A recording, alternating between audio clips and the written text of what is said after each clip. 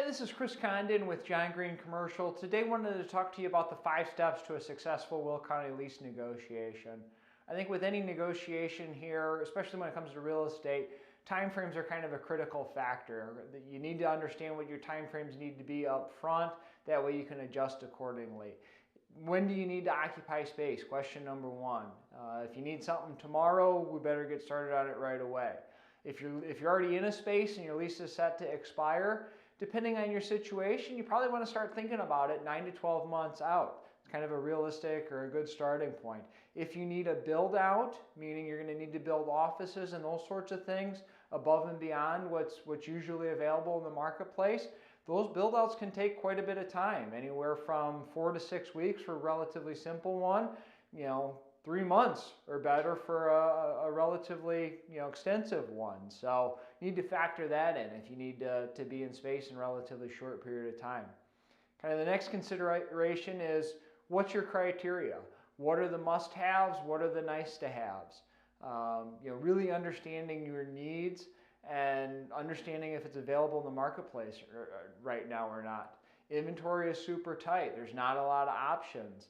I've had situations where I've been looking for people for 12 to 18 months trying to find them space, and suitable space just wouldn't work for them or wasn't available for them in the marketplace. Conducting an effective search, make sure you're working with a good broker that has access to all of the tools, all the online tools, as well as has a good network of other brokers that they can interact with, call and try and find stuff that's off market, especially in a situation like we're in right now where inventories are really tight. Having a good network of other brokers that may know of things that are not on the market yet, as well as owners that may have leases expire or situations come up where they're going to have space available. That's kind of a critical factor. 4, when you found the space, it works for you, now it's time to make an offer. As far as negotiation strategy, what are the things that are must for you and what are the things that you have a little bit flexibility on? Once again, with low inventory today, properties are leasing pretty close to asking price a lot of times these days.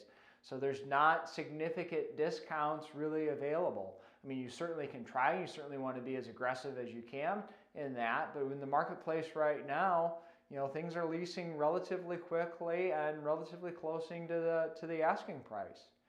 Once you've negotiated favorable terms, hopefully for yourself, it's time now to execute the lease. Kind of step number 5 here.